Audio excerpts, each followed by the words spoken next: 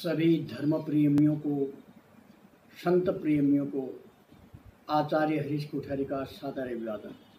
मित्रों, मेरा एक कार्यक्रम है ज्योतिष एवं वास्तुशास्त्र के अतिरिक्त संत महिमा एवं धर्मोपदेश तथा प्रेरणाप्रद स्रोत जो भी है, एक मेरा पृथक कार्यक्रम है। इस कार्यक्रम के तहत मैं आज एक कार्यक्रम प्रसंग लेकर के आपके सामने उपस्थित हुआ हूँ। इसको सुनिए, मनन करिए और इसका असली जो है भावार्थ और इससे आदमी के जीवन में क्या शिक्षा मिलती है, इसका अवलोकन करें, अपने जीवन में उतारिए कि संत पुरुष इस धरती में आते हैं किसी भी धर्म में। मैं बार बार कहते आया हूँ, हमारा सभी धर्मों से, सभी संप्रदायों से प्रेम है, सत्य अहिंसा प्रेम और विश्व बंधुत्व। ये एक ऐसी मिशन है जिसके द्वारा व्यक्ति समाज में असत्य पर सत्य की जीत और असत्य पर सत्य की जीत के साथ आदमी जो है अपना सत्य को प्राप्त कर सकता है, ज्ञान प्राप्त कर सकता है और अच्छाई की बुराई पर जीत, ये भी इसका एक स्रोत है। और मैं आपको ये कहने जा रहा हूँ कि सिखों के गुरु थे गुरु अंगद देव। गुरु अंगद देव, उनका एक पुत्र था, वे खडूर में रहते थे जिसका नाम था दातू। परंतु जब उनको पता चला कि गुरु अंगद देव के बाद उनका पुत्र दातू गुरु गद्दी में कब्जा जमाना चाहता है, अर्थात वो गुरु गद्दी संभालना चाहता है, तो जो सिख समुदाय के अन्य जो लोग थे उनका मन नहीं था कि दातू को गुरु गद्दी सौंपी जाए, क्योंकि किसी भी बड़े या सम्मानी पद में व्यक्ति को अर्ह होना पड़ता है। प्रार्थी को, उम्मीदवार को उसके गति के अनुरूप, उस पद के अनुरूप होना चाहिए, तभी वह कुछ कर पाएगा। क्योंकि ये जो गुरुगद्दी थी, ये एक शुद्ध एवं पूज्य गद्दी थी। लोग चाहते थे कि अमरदास जी को इनका उत्तराधिकारी बनाया जाए, परंतु जब दातू को पता चला कि लोग अमरदास जी को गुरुगद्दी सौंपना चाहते हैं, तो उसको बड़ा क्रोध आ गया। जब उनको समझाया गया दातू जी को कि अमरदास जी योग्य हैं, अर्ह हैं और नम्र भी हैं और सियाने हैं, तो दादू ने कहा उनको गुरुगद्दी सौंपने का कोई औचित्य ही नहीं होता है, क्योंकि वह गोविंदवाल में रहते हैं और वो अर्ह भी नहीं हैं और उनकी अवस्था भी इस लायक नहीं है। तो जब झगड़ा बढ़ने लगा तो अमरदास जी गोविंदवाल को छोड़ करके बशर को चले गए और लोग उनके साथ बशर ही चले गए, जो उनके अनुयायी थे और जो उनके पक्षधर थे। दातू को मालूम पड़ा कि लोग भी उनके साथ बशर को चले गए हैं और अमरदास भी गोविंदवाल से बशर को चले गए हैं, तो दातू क्रोधान्वित होकर के बशर चला गया। जो ही वह बशर गया तो उसने समाज के बीच में अमरदास जी को लात मार दी और उनको धक्का देकर के जमीन में गिरा दिया। लोग देखे रह गए। तब लोग उठे अमरदास जी और उन्होंने दातू के चरण पकड़े और कहा, बेटा आपके पैर में चोट तो नहीं आई? क्योंकि आप जानते हैं कि क्षमा बड़न को चाहिए छोटन को उतवार, आ रहीम हर को घटियो जो भुकुमारी लात। आप जानते हैं कि ऐसे ही अमरदास जी ने दातू के पैर पकड़े और कहा कि आपके पैरों में चोट तो नहीं आई।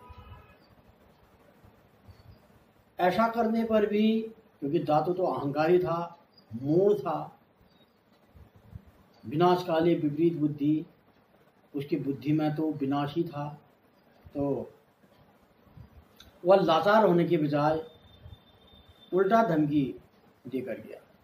कहने लगा, अभी तो मैंने लात मार के गिरा ही दिया है, अगर जब तुमने खडूर में आकर गुरु गद्दी में बैठने की बिल्कुल भी सोची तो मैं तुम्हारी टांग तोड़ दूंगा। ये दातू के शब्द थे अमरदास जी के प्रति। अमरदास जी चुप रहे, उनको गद्दी का कोई लोभ नहीं था, वो तो निस्वार्थ जनसेवक थे और उनका कोई पदमान और इससे कोई मतलब भी नहीं था। वह चाहते भी नहीं थे कि मैं ये जिम्मेदारी को लूं। दातू चला गया खडूर और उनके जो भक्त शिष्य लोग हैं वह अमरदास के साथ बसर में गए। लगभग 1 या 1.5 महीने की बात थी। दातू पर वहां के स्थानीय लोगों ने, डाकुओं ने आक्रमण कर दिया और इतना पीटा कि उनकी एक टांग को तोड़ दिया। जब वह बिस्तरे में लेटे तो आत्मा तो जानती है, आप जानते हैं कि जैसा आदमी करेगा, यदि आदमी चोरी करता है, हिंसा करता है, कुछ भी अपराध करता है, अंदर एक पुरुष, एक चीज़ है आत्मा, वह तो जानती है कि मैंने गलत किया या सही किया। तो दातू को महसूस हुआ कि मैंने एक निरपराध और सज्जन व्यक्ति को धमकी दी थी कि मैं तेरी टांग तोड़ दूंगा। उसी के फलस्वरूप जो है शायद मेरी टांग टूटी है, क्योंकि आदमी जैसा करता है कर्मों की गत उसको खुद मिलती है। कबीरदास जी ने कहा है, जो तो को कांटा बोवे ताको बोवे फूल, वही फूल को फूल है और कांटे को त्रिशूल। आदमी दूसरे के लिए गड्ढा खोदेगा तो रात में कभी जाना पड़े उस रास्ते से तो स्वयं ही गड्ढे में गिर जाएगा। तो लेकिन अमरदास जी को बहुत दुख हुआ कि उसकी टांग तोड़ दी गई और वह दातू की कुशल लेने गए कि बेटा आपके लिए होनी ऐसी थी कि आपका क्या दोष है, क्योंकि भाग्यम फलेत सर्वत्र न च विद्या न च पौरुष। जो भुगतना होता है वो आदमी भुगतेगा अपने सत्कर्मों से, अपने दुष्कर्मों से, या ग्रहों के कारण, या देशकाल परिस्थिति जो भी है, जैसा मांग के लाया वैसा आदमी भोगेगा और तब तक भोगेगा जब तक उसका प्रारब्ध रहेगा। अमरदास जी गए खबर करने के लिए और लोग भी गए। अंत में आप जानते हैं कि धर्म भी है कि शक्ति में जयते नान्यतम। शक्ति हमेशा विजयी होता है, लेकिन बहुत देर में। लोगों की जो मंशा थी, लोगों का आशीर्वाद भी आदमी के साथ जाता है, लोगों की भावना, लोगों का आशीर्वाद। यदि आदमी चरित्रशील है, अर्ह है, योगी है, तो लोगों की जो भावना होती है वह सद्भावना आशीर्वाद के रूप में आदमी को लगती है और दुर्भावना श्राप के रूप में आदमी को लगती है। उतने लोगों की भावना थी कि अमरदास जैसी निष्कपट, निर्विकार और न्यायप्रिय व्यक्ति को ही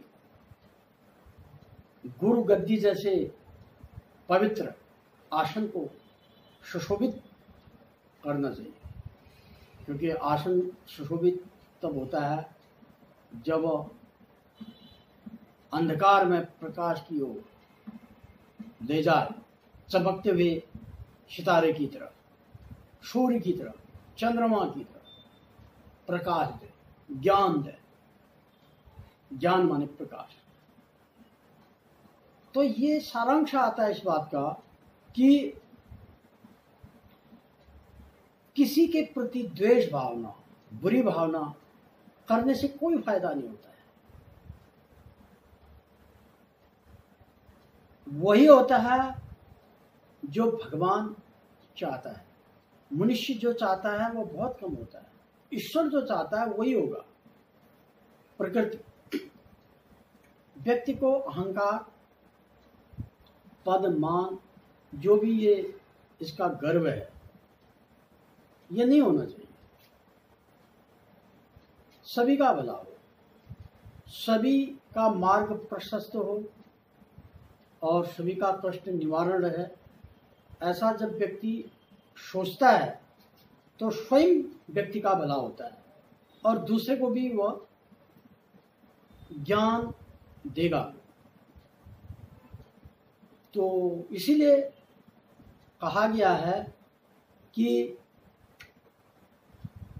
बुराई नहीं करनी चाहिए और पद का लोभ किसको होता है? जो ईश्वर पर जिसको पूरा विश्वास नहीं होता है। यदि ईश्वर पर विश्वास है तो उससे बड़ा पद क्या होता है? एक दरबार होता है, गोविंद का दरबार। उस दरबार के सामने कोई भी दरबार नहीं होता है। जब उस गोविंद के दरबार की कृपा व्यक्ति के ऊपर है तो ये सांसारिक दरबार में चाहे अपमान हो जाए, इसकी कोई चिंता नहीं। चाहे गले में फूलों की माला पड़े या न पड़े, लेना देना कुछ नहीं। व्यक्ति को संस्कारी होना चाहिए। संस्कारवान जब व्यक्ति है तो उसको असंभव कुछ भी नहीं है। इन्हीं बातों के साथ मैं आज अपनी वाणी को विराम करते हुए अगले एपिसोड तक के लिए आपको धन्यवाद।